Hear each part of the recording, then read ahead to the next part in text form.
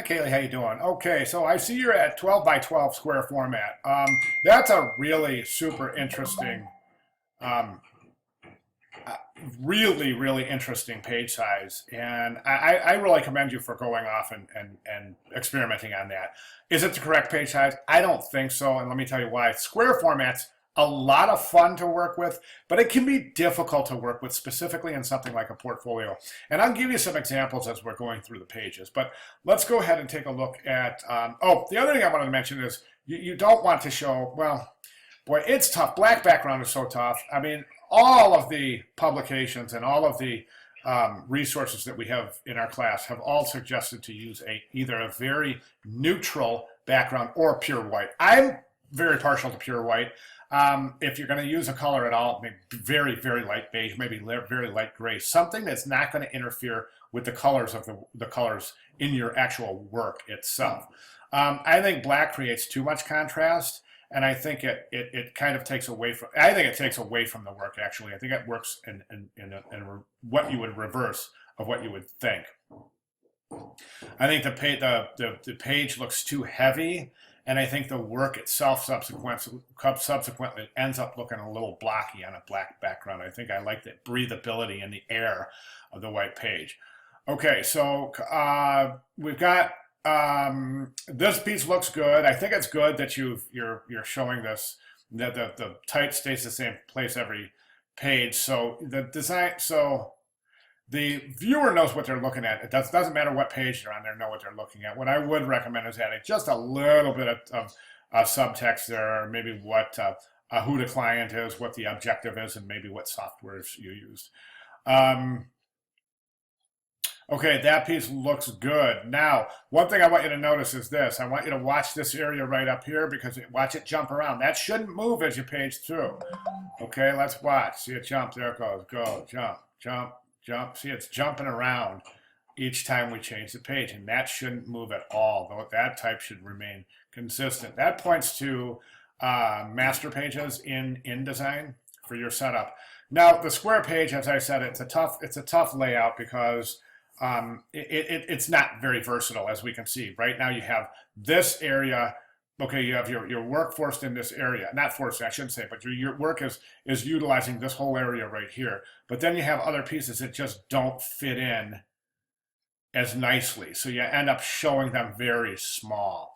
So one of the things I would recommend is maybe more of a horizontal page size. It would give you a little bit more versatility. I'm quite fond of using the golden section for a portfolio. So if you're 8.5, whatever your width is, you just multiply it by 1.1618. 1.618. And multiply it by 1.618. So if it's 8.5 times 1.618, you get 13.75.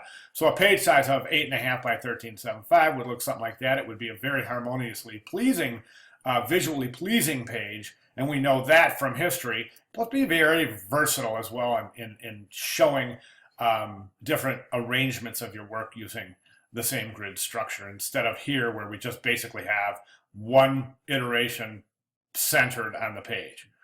Okay, so let's go back to the work itself. This piece looks great.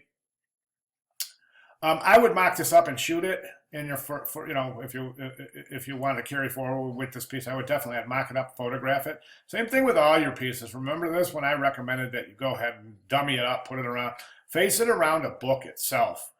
And I would go ahead and photograph that as well. You don't need the white stroke on that. Well, actually you do because you delineate the background. Never mind, you do. Okay, piece looks great.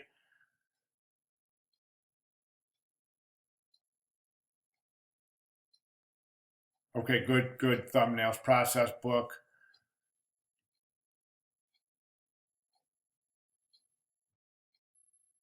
Okay, good job. Then we have this piece. I thought this piece was billboard ads. Okay, so you've elected not to animate those. Okay, then you have your corp ID. That's good. This piece is good. I would go with the business. What I would do is show the stationery. You should definitely show stationery with this piece. That's business card, letterhead, envelope. again, business card, letterhead, envelope. It's an absolute minimum you must show with any corporate design. So I would definitely recommend that. Okay, same truck shot. This is a good way to mock that up. I think it's a much better way to look at a web page. However, I think you're concentrating too much on the background. I would crop that, something like that. So just, there's a background there. You don't have to show so much of it. Okay, okay, we talked about maybe animating those. Again, you got this piece here. You got all 4 pieces just kind of jammed in the middle of that page. So there's no real grid structure here. You would want to pay attention to grid structure. This piece, it's kind of funny because I know that you don't have a cover page. A cover and a contents page. So I'm guessing that's why you're shooting it like this, to make it appear as though you do. Now, forgive me if you designed that for this piece, but I'm gathering that you didn't, because there's no real grow the perfect sunflower. See, I'm going to zoom in here. You won't see this. But yeah, see, grow the perfect sunflower isn't even on the cover. So I'm guessing we wouldn't find it and I'm guessing on this. I'm just saying that if I'm seeing that, there's a good chance a portfolio reviewer will be able to tell that that wasn't designed in concert with that piece. Okay, electives look fantastic. Okay, good job on your works cited page. Really good job. Thank you so much for including that. It's very important.